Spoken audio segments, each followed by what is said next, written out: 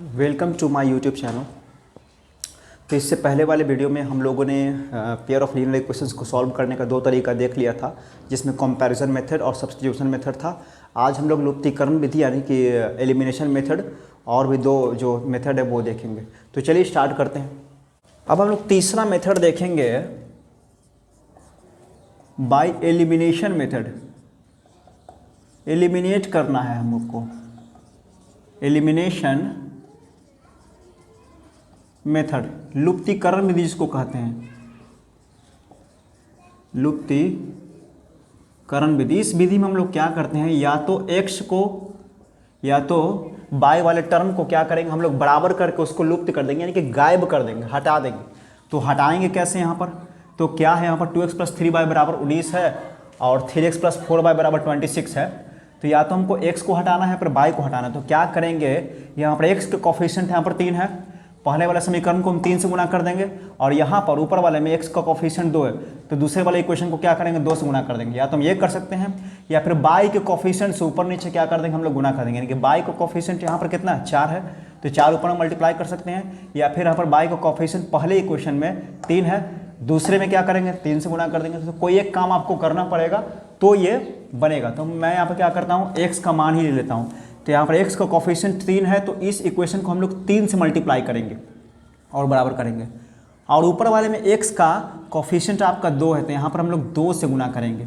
तो मल्टीप्लाई करते हैं तो कितना हो गया, 3 दूना का 6, 3 तिहाई 9 और 19 तिया 57। ठीक है, ये क्वेश्चन आ गया। फिर इसको 2 तिहाई 6 और प्लस हो गया 4 दूनी 8, ये हो गया 26 दूना का 52। इसको हम लोग कहते हैं लुप्तीकरण विधि, बाय एलिमिनेशन मेथड। उसके बाद हम लोग को क्या करना है, इसमें घटाना है, घटाने पर। तो घटाने पर क्या होता है, साइन आपका चेंज हो जाता है। तो यहाँ पर प्लस है तो यहाँ पर माइनस हो जाएगा, यहाँ प्लस है तो यहाँ पर माइनस हो जाएगा, यहाँ पर प्लस है तो यहाँ पर माइनस हो जाएगा आपका। तो 6x से 6x मेरा क्या होगा, कट जाएगा, क्योंकि एक प्लस में एक माइनस में है। 9 में से 8 जाएगा तो कितना बचेगा, 22 बचेगा, और 57 में से 52 जाएगा तो 5। तो 22 का मान आ गया इसमें। अब 22 का मान दोनों में से किसी एक में रख देंगे। ठीक है, तो 2x और प्लस 3y बराबर 19 में हम लोग क्या करते हैं, y का मान रख देते हैं। 3 × 5 बराबर कितना हो जाएगा, 19। 19 माइनस कितना, 5 के 15, 15 इधर आ जाएगा, इसलिए x बराबर कितना, 19 में से 15 जाएगा तो 4, 4/2। इसका मतलब है कि x का मान आपका 2 आ गया और y का मान कितना आ गया, 5 आ गया। तो 3 मेथड से हम लोगों ने सीख लिया है कि एलिमिनेशन मेथड से कैसे सॉल्व किया जाता है, और कंपैरिजन मेथड से कैसे सॉल्व किया जाता है, और आपका सब्स्टिट्यूशन मेथड से सॉल्व कैसे किया जाता है। ठीक है, अब हम लोग चौथी विधि देखेंगे, वज्र गुणन विधि, यानी कि बाय क्रॉस मल्टीप्लिकेशन मेथड से इसको कैसे सॉल्व करेंगे। तो क्रॉस मल्टीप्लिकेशन मेथड में हम लोग क्या करेंगे, समीकरण को पहले हम लोग ऐसे लिख लेंगे, इस तरीके से 2x + 3y, 19 को इस तरफ ले आएंगे बराबर 0। ये आपका हो गया समीकरण। 3x + 4y - 26 बराबर 0, ये आपका हो गया दूसरा समीकरण। तो क्रॉस मल्टीप्लिकेशन मेथड में हम लोग क्या करेंगे, सबसे पहले ऊपर में x लिखने के बाद इस टर्म को मान लीजिए आप छुपा लीजिए। अगर x को अगर हमको लिखना हो तो इस टर्म को छुपाने के बाद हम क्या करेंगे, ये मेरा समझिए कि टर्म अगर गायब हो गया है तो हम यहाँ पर इसके इस संख्या को क्या करेंगे, मल्टीप्लाई करेंगे। तो 3 × कितना पर 26 है, तो हम लोग यहाँ पर लिखेंगे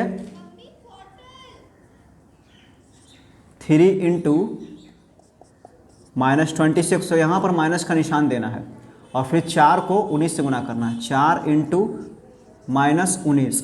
ठीक है, अब x का काम हो गया मेरा। अब हम लोग क्या करेंगे, y के टर्म को छुपाएंगे और इसको इस तरीके से मल्टीप्लाई करना है। तो y को टर्म छुपाने के बाद यहाँ पर हम लोग को इधर से मल्टीप्लाई नहीं करना है, 2 × -26 नहीं करना, इधर वाले को लेना, राइट वाले को लेना। तो -19 × 3 और 2 × -26 करेंगे। तो -19 को मल्टीप्लाई करेंगे किससे, 3 में, फिर माइनस का निशान देंगे, और फिर 2 × क्या करेंगे, -26 करेंगे, 2 × -26। पहले x को छुपाएंगे तो क्या कर दिया हम, इसको इससे मल्टीप्लाई किया और इसको इससे मल्टीप्लाई किया। y को छुपाएंगे, इसको इससे मल्टीप्लाई किए, फिर इसको इससे मल्टीप्लाई किया। अब हम अंक वाले को छुपाएंगे। अंक वाले को छुपाने के लिए हम क्या करना पड़ेगा, यहाँ पर सिर्फ हमको 1 देना पड़ेगा और कुछ नहीं देना पड़ेगा। और फिर जो बचेगा 3 × 4, सॉरी 2 इंटू 4 माइनस का निशान, फिर 3 इंटू 3 कर देंगे। इस तरीके से हम लोग को करना है। अब हमारा यहाँ पर क्या होगा, ये तीनों बराबर है, तो इधर मेरा तो संख्या है, कांस्टेंट है, तो x का मान हम इससे निकाल सकते हैं।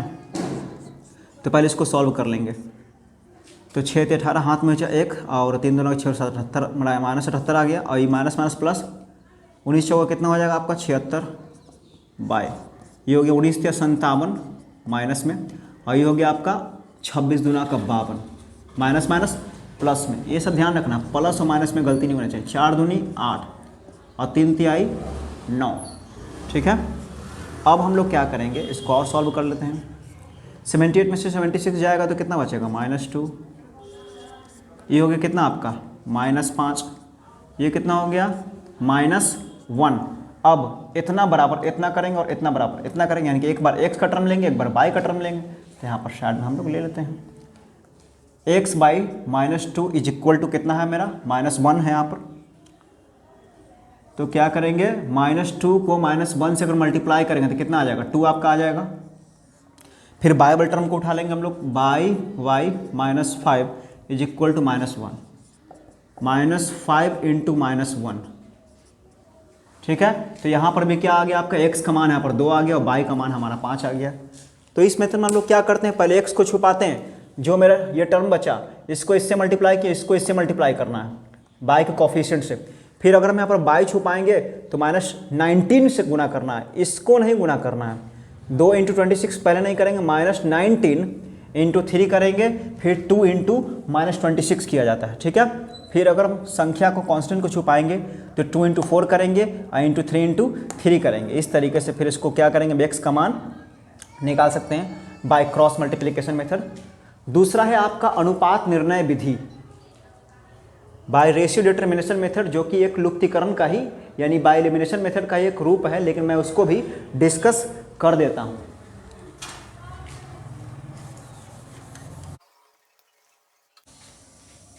यह मेथड आपका लास्ट मेथड है बाय रेशियो डिटर्मिनेशन मेथड, अनुपात निर्णय विधि।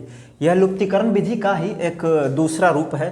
लुप्तीकरण विधि में यानी कि बाय एलिमिनेशन मेथड में हम लोग क्या करते थे, या तो x को लुप्त करते थे या फिर हम y को लुप्त करके मतलब कि उसको बराबर करके हल किया जाता था। ठीक उसी प्रकार से इसमें हम लोग को कांस्टेंट को क्या करना और गायब करना, और कांस्टेंट को गायब करके बनाना है। तो यहाँ पर कांस्टेंट को गायब करने के लिए क्या करेंगे, यहाँ पर 26 यहाँ पर मेरा 19 है, अगर हम इसको 26 से गुना कर देते हैं और इस समीकरण को 90 से गुना कर देते हैं तो दोनों कांस्टेंट क्या हो जाएगा, बराबर हो जाएगा। 26 यहाँ पर मल्टीप्लाई कर देंगे और इसका यहाँ पर क्या होता है 19 से मल्टीप्लाई कर देंगे।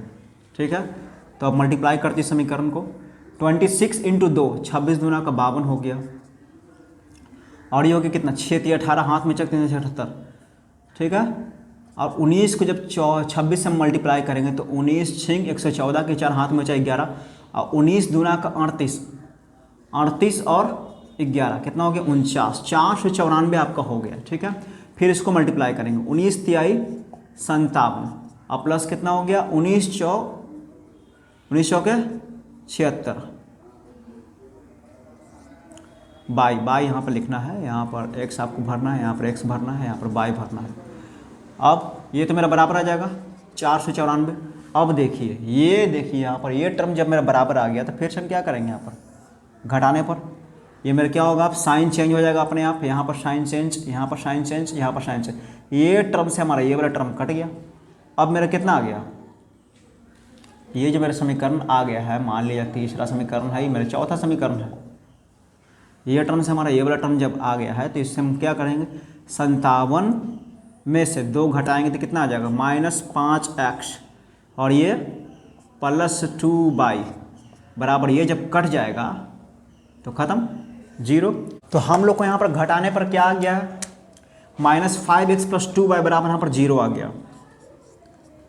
तो y को उस तरफ भेजने पर कितना हो जाएगा -2y हो जाएगा, माइनस से माइनस कैंसिल हो जाएगा, कितना आ गया 5x = 2y हो गया। अब हम लोग को x और y का मान निकालना है, तो क्या करेंगे, ये 2 को इस तरफ बुला लेंगे x/2 और ये 5 को इस तरफ बुला लेंगे y/5 हो जाएगा। और इस चीज़ को हम लोग को क्या करना है, मान लेना है। ठीक है, अब हम लोग x का मान यहाँ पर चूँकि k मान लिए है, x/2 बराबर k, y/5 बराबर k, तो x का मान यहाँ पर कितना निकल जाएगा, x का आपका मान निकल जाएगा 2k और बाई का मान निकल जाएगा 5k। अब दोनों का मान क्या करेंगे, इक्वेशन फर्स्ट में रख देंगे। 2x प्लस 3y बराबर 19। x का मान कितना है 2k है, y का मान कितना है 5k है, बराबर आपका 19 है। यहाँ पर k का मान निकालेंगे, फिर इसमें क्या करेंगे x में और y में पुट करके आंसर आ जाएगा आपका। ये हो गया 2 दूना का 4k और प्लस हो गया 5 तिहाई 15k बराबर आपका हो गया 19। तो 15 4 हो गया 19k बराबर आपका 19 हो गया। तो 19 से 19 कैंसिल हो जाएगा, इसलिए यहाँ पर k का मान आपका आ गया है 1। जब k का मान आपका 1 आ गया तो यहाँ पर कितना है, x बराबर 2k है, मतलब 2 × 1 बराबर 2। अब y बराबर कितना हो जाएगा 5k है, यानी 5 × 1, यानी कि आंसर आ गया 5। तो x बराबर 2 आ गया और y बराबर 5। हम लोगों ने pair of linear equations in 2 variables का 5 मेथड यहाँ पर सीख लिया है। अब इससे रिलेटेड जो भी क्वेश्चन होगा आगे हम लोग देखेंगे।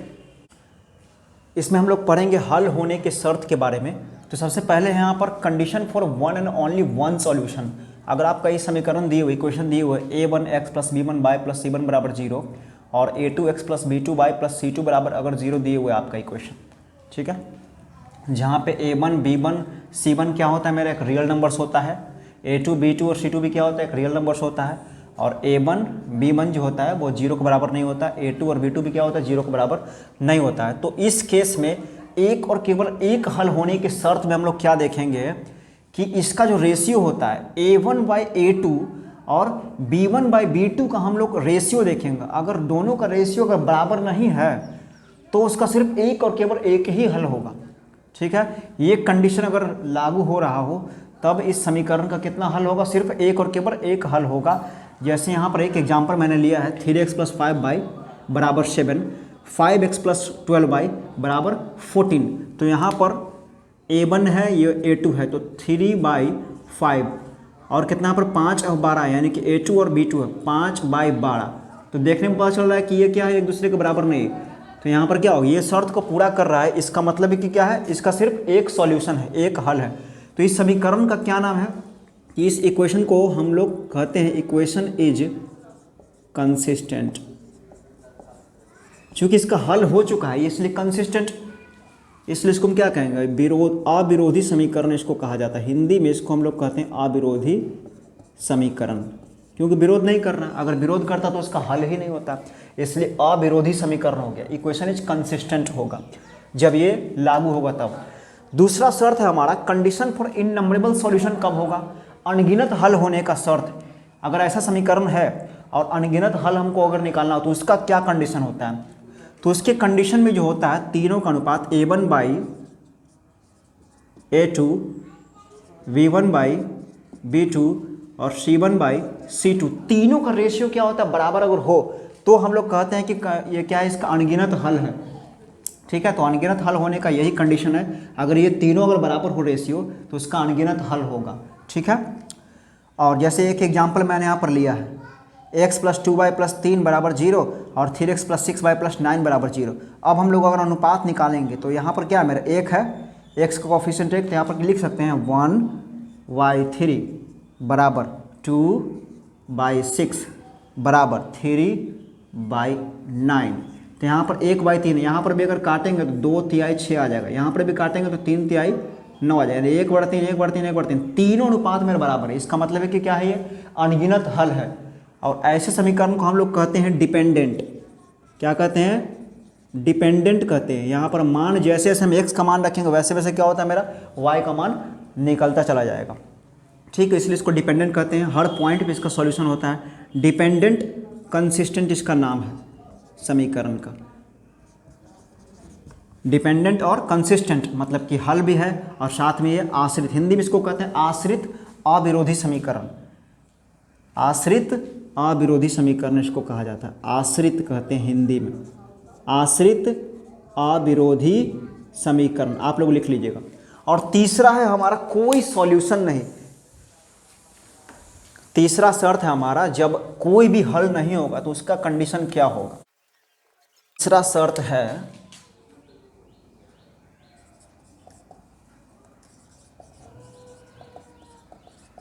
कंडीशन फॉर नो सॉल्यूशन, कोई हल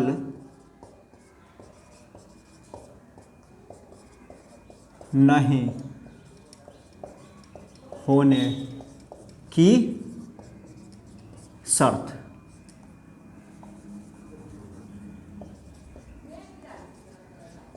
तीसरा है हमारा कंडीशन फॉर नो सॉल्यूशन, कोई हल नहीं होने के शर्त। तो इसमें यहाँ पर क्या होता है कि a1 जो होगा आपका, ठीक, a1 by a2 b1 by b2 के तो बराबर होगा, लेकिन ठीक तीसरा c1 बाई c2 के बराबर नहीं होगा। यानी कि a1 बाई a2 और b1 बाई b2 तो बराबर होगा, लेकिन a1 by a2 c1 by c2 के बराबर नहीं होगा, और b1 बाई b2 जो होगा मेरा c1 बाई c2 के बराबर नहीं होगा। तो इसका क्या होता है, कोई हल नहीं होता है। ठीक है, इसका कोई हल नहीं होता। जब ये कोई हल नहीं, इसलिए इस समीकरण का नाम पड़ गया विरोधी, मतलब कि विरोध कर रहा है, तो विरोधी समीकरण इसको हम कहेंगे, जिसका कोई सॉल्यूशन नहीं होता। इसको हम लोग कहते हैं inconsistent, inconsistent equation, inconsistent equation इसको कहा जाता है। मैंने एक इक्वेशन यहाँ पर ले लिया है कि 2x माइनस 3y प्लस 2 बराबर 0 और 6x माइनस 9y प्लस 5 बराबर 0, इसका विरोधी समीकरण का, इनकंसिस्टेंट इक्वेशन का। तो यहाँ पर क्या करेंगे, हम लोग अनुपात निकालेंगे। तो 2/6 माइनस 3 माइनस 9, देखो 2/6 ये हो जाएगा 2/3 6, माइनस माइनस कैंसिल 3/3 6, 3/3 9, तो 1/3 1/3 तो मेरा आ गया। अब लेकिन यहाँ पर 2/5 है मेरा, ना इसके बराबर है और ना ही इसके बराबर। इसका मतलब है कि क्या है, एक प्रकार से मेरा इनकंसिस्टेंट इक्वेशन है, विरोधी समीकरण है ये। ठीक है, इसके आगे देखते हैं हम लोग। अब हम लोग pair of linear equations in two variables को ग्राफिकल मेथड से कैसे सॉल्व करते हैं उसको देखेंगे, उससे रिलेटेड थ्योरी को देखेंगे।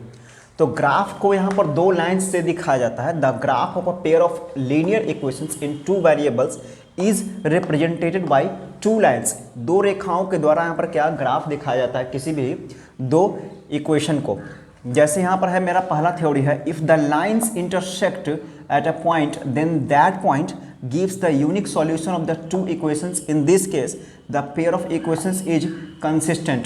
तो पहले हम लोगों ने पढ़ा था कि जिसका एक सॉल्यूशन और केवल एक ही सॉल्यूशन होता है, एक और केवल एक हल होता है, वैसे समीकरण को हम लोग कंसिस्टेंट इक्वेशन कहते हैं, मतलब अविरोधी समीकरण कहा जाता है उसको हिंदी में। तो इसका ग्राफ किस तरीके से बनेगा तो वो हम लोग यहाँ पर देखते हैं कि अगर इसका एक और केवल एक अगर सॉल्यूशन होगा, the pair of equations is consistent, मतलब कि एक सॉल्यूशन अगर होता है, यूनिक एक सॉल्यूशन होता है, तो इसका ग्राफ जो है वह दो लाइन इस तरीके से कट करेगी। मान लिया जाए ये लाइन इस तरीके से अगर है, एक लाइन इस तरीके से है, दूसरा लाइन आपका इस तरीके से कट कर रही है, तो यहाँ पर जो पॉइंट आपको मिला यही आपका एक सॉल्यूशन हो गया। तो if the lines intersect eight A point, तो जिस पॉइंट पर काट रही है उसका क्या हो जाएगा, एक्स और वाई के रूप में एक इसका हल हो जाएगा। तो इसको हम लोग क्या कहेंगे, कंसिस्टेंट इक्वेशन इसको कहा जाता है। तो इस तरह का ग्राफ इस तरीके से हमेशा बनेगा, इस तरीके से काटेगा या फिर इस तरीके से काटेगा, मतलब हमेशा क्या होगा, एक पॉइंट पर कट करेगी, तो उसका क्या होता है, एक सॉल्यूशन होता है इस ग्राफ में। ठीक है, इसका नेक्स्ट देखते हैं।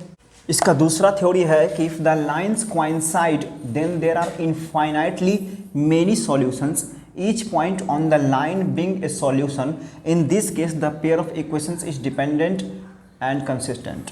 तो यहाँ पर इससे पहले वाला तो हम लोग पढ़े कि इक्वेशन क्या होता है, वो कंसिस्टेंट होता है। उसमें क्या होता है कि क्या होता है, एक पॉइंट पर यहाँ पर काटता है, उसका सॉल्यूशन यहाँ पर निकल जाता है।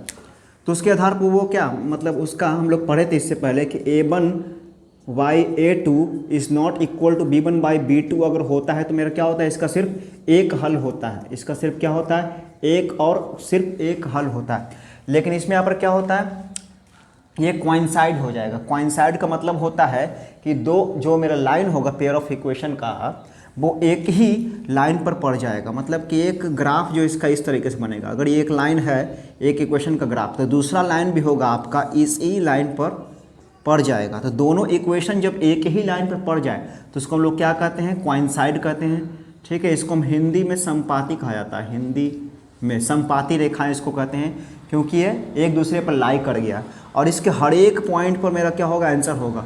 हर एक पॉइंट पर हम लोग आंसर, यानी कि जैसे से हम x का मान अगर रखेंगे वैसे वैसे हमारा क्या होगा, y का मान निकलता चला जाएगा। ठीक है, हर एक पॉइंट पर।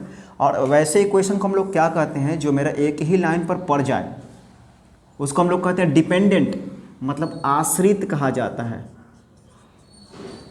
एक दूसरे पर डिपेंडेंट रहेगा, x का मान रखेंगे तो y का निकलेगा और y का रखेंगे तो x का मान निकलेगा, जिसको हम कहेंगे आश्रित। और कंसिस्टेंट का मतलब होता है अविरोधी समीकरण, हिंदी में अविरोधी समीकरण। तो ये हो गया a1/a2 is not equal to b1/b2, ये तो होता है एक हल का कंडीशन। इसका हम लोग यहाँ पर क्या देखे थे, a1/a2 b1/b2 is equal to c1/c2। इसका तीनों क्या होता है, रेशियो मेरा बराबर होता है, जिस कारण से इसका अनगिनत हल होता है। There are infinitely many solutions, कई इसका हल हो जाएगा, बहुत सारा अनगिनत हल हो जाएगा। ठीक है, अब नेक्स्ट वाला देखते हैं। इसका तीसरा ग्राफ है, if the lines are parallel then the pair of equations has no solution, in this case the pair of equations is inconsistent. मतलब कि अगर दो लाइन का ग्राफ अगर आपका समानांतर बनता है, पैरेलल का मतलब होता है समांतर, समांतर या फिर समानांतर अगर बने तो क्या होता है, जब यहाँ पर एक दूसरे को कट ही नहीं कर रहा है तो इसका यहाँ पर क्या होगा, सॉल्यूशन नो होगा, नो सॉल्यूशन होगा। और वैसे पेयर ऑफ इक्वेशंस को हम लोग क्या कहते हैं, इनकंसिस्टेंट यहाँ पर कहा जाता है, यानी कि विरोधी समीकरण कहते हैं इसको हिंदी में, विरोधी समीकरण इसको कहा जाता है। ठीक है, तो इसका ग्राफ किस तरीके से बनेगा, एक पैरेलल लाइन की तरह बनेगा। मान लिया जाए कि अगर L है, दूसरा मेरा यहाँ पर रेखा M है, दोनों का इक्वेशन इस तरह से खींच दिए तो क्या हो गया, L पैरेलल टू M है, तो जाहिर सी बात है एक दूसरे को क्या कर रहा है, कट नहीं कर रही है, इसलिए इसका सॉल्यूशन मेरा क्या होगा, नहीं होगा, जीरो सॉल्यूशन हो जाएगा, कोई सॉल्यूशन इसका नहीं होगा। और वैसे इक्वेशन को हम लोग क्या कहते हैं, इनकंसिस्टेंट कहेंगे या फिर विरोधी समीकरण कहेंगे। और इसका हम लोगों ने रेशियो के बारे में पढ़ा था, a1/a2 is equal to b1/b2 is not equal to c1/c2 हम लोगों ने पढ़ा था। ठीक है, तो इसका यहाँ पर रेशियो इस तरीके से हो जाएगा कि अगर ये दोनों इसके बराबर हो, a1/a2 is equal to b1/b2 is not equal to c1/c2, तो मेरा क्या होता है, विरोधी समीकरण, यानी कि इनकंसिस्टेंट होता है। ये सब सवाल इससे ऑब्जेक्टिव क्वेश्चन भी रहेगा, वो ये सब काम आता है इसमें, इनकंसिस्टेंट विरोधी समीकरण या फिर अविरोधी समीकरण। तो ये हो गया मेरा पैरेलल जब रहेगा तो इसका कोई सॉल्यूशन नहीं होगा। ठीक है, तो अब इससे रिलेटेड जो क्वेश्चन होगा हम लोग नेक्स्ट पार्ट में देखेंगे। और मेरे साथ तब तक बन रहने के लिए आपका बहुत बहुत धन्यवाद।